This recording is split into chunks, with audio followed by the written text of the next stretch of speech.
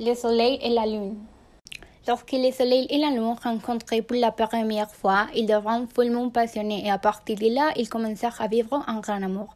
Il se trouve que le monde n'existe pas encore et le jour où Dieu décida de le créer, il leur donna une touche finale, la loi. Et également fut décidé que le soleil illuminerait les jours et que la lune illuminerait la nuit. Et ils donc furent contraints de vivre séparément. Ils furent envahis pour une grande tristesse car ils ne se réveilleraient plus jamais. Dieu, voyant cela, les appela et leur expliqua. Vous ne devez pas être tristes. Vous possédez tout de maintenant un réjouissement qui vous est propre. 3. Lune, tu illumineras les nuits froides et chaudes. Tu enchanteras les amoureux et tu seras suivant les protagonistes des belles poésies. Quant à toi, soleil, tu porteras ces titres car tu seras la plus importante des étoiles.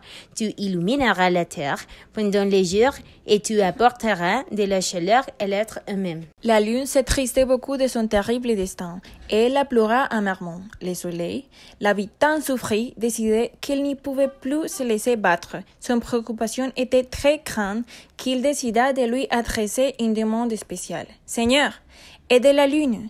Elle est plus fragile que moi. Elle ne supportera pas la solitude. » Et Dieu, dans son immense bonté, il créa les étoiles. Chaque fois que la lune est très triste, elle se tournait vers les étoiles qui font toutes pour la consoler, mais qu'ils n'y arriveront presque jamais. On dit que l'ordre de Dieu était que la lune devrait toujours être pleine et lumineuse, mais il n'y a pas parce que c'est une femme et qu'une femme a des faces. Quand elle est heureuse, elle devient pleine, mais quand elle est malheureuse, elle diminue. Et quand elle diminue, il n'est pas possible d'apprécier son éclat.